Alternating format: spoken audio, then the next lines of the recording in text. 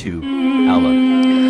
আপনি কি কখনো এমন অনুভব করেছেন আপনার হৃদয়ের গভীরে লুকিয়ে আছে এক ভুলে যাওয়া স্মৃতি, এক এমন প্রতিশ্রুতি যা আপনি এই পৃথিবীতে আসার অনেক আগেই দিয়েছিলেন?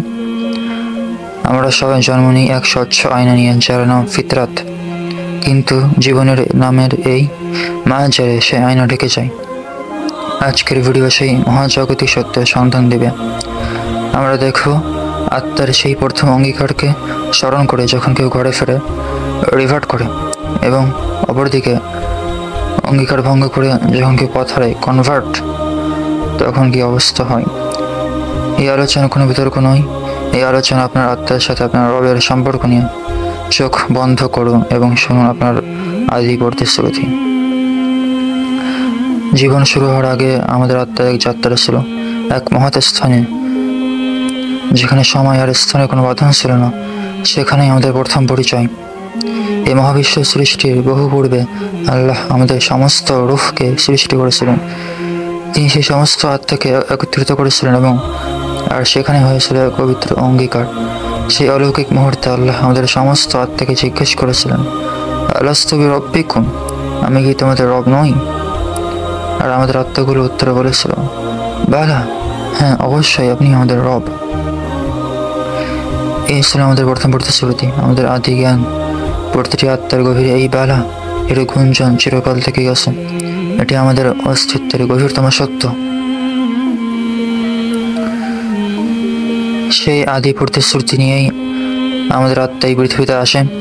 নবীজির সেই মহান বাণী, প্রত্যেক মানুষ সেই ফিতরাতের উপর জন্ম লাভ করে, কিন্তু তার বাবা মা তাকে অন্য পথে নিয়ে যায়। অর্থাৎ পৃথিবীতে আমরা যখন পদার্পণ করি, তখন আমাদের আত্মা স্বচ্ছ, পরিষ্কার এবং আল্লাহর প্রতি প্রতিশ্রুতিবদ্ধ থাকে। কিন্তু পৃথিবীর আলো, ছায়া, পারিপার্শ্বিকতার আবরণে সেই আদি সত্য ঢেকে যায়, ঠিক যেমন মেঘে ঢাকা পড়ে চাঁদ। আর যখন কেউ রিভার্ট করে, সেই মুহূর্তটি শুধু ধর্মের পরিবর্তন নয়, এটি হলো আত্মার এক গভীরতম প্রত্যাবর্তন। যখন তিনি অন্য বিশ্বাস থেকে ইসলামের দিকে ফেরেন, তখন তিনি আসলে সেই প্রথম অঙ্গীকারকে আবার স্মরণ করেন। তার আত্মা যেন বহুদিনের ভুলে যাওয়া স্মৃতিকে আবার খুঁজে পায়। তিনি বাবা মা বা সমাজের দেওয়া কৃত্রিম আবরণকে দূরে সরিয়ে দেন এবং তার ফিতরাতের কাছে ফিরে আসেন। রিভার্ট হলো আকাশের দিকে তাকিয়ে বলা, হে আল্লাহ, আমি আমার সেই আদি প্রতিশ্রুতিকে ভুলিনি, আমি তোমার দিকে ফিরে এলাম। এই পথ হলো সাহস, প্রেম এবং আদি অঙ্গীকার রক্ষার পথ।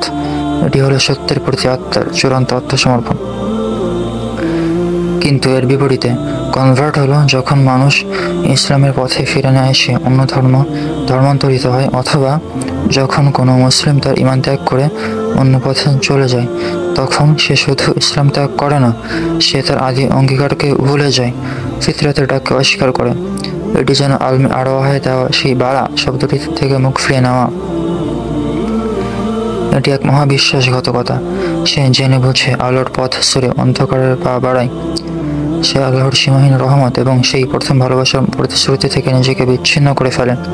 তার আত্মা হয়তো সাময়িক প্রশান্তি পেতে পারে, কিন্তু সে তার অস্তিত্বের মূল সত্য থেকে সরে দাঁড়ায়। এই বিচ্যুতি হলো আত্মার সবচেয়ে বড় ক্ষতি, যার পরিণতি চিরন্তন শাস্তি। প্রিয় দর্শক, যখন আপনি দেখেন কেউ একজন হিন্দু ধর্ম থেকে খ্রিস্টান ধর্মে যাচ্ছে, তখন আমরা বলি, he has converted to Christianity, তিনি ধর্মান্তরিত হয়েছেন। কিন্তু যখন কেউ অন্য কোনো ধর্ম থেকে ইসলামের দিকে ফিরে আসে, তখন বলা হয়, হি হ্যাজ রিভার্টেড টু ইসলাম, তিনি ইসলামে প্রত্যাবর্তন করেছেন। কেন এই বিশেষ শব্দটি? এটাই আমাদের সেই আদি অঙ্গীকার এবং ফিতরাতের রহস্য মনে করিয়ে দেয়। কনভার্ট হলো পথ পরিবর্তন, কিন্তু রিভার্ট হলো আদির ঠিকানায় ফিরে আসা।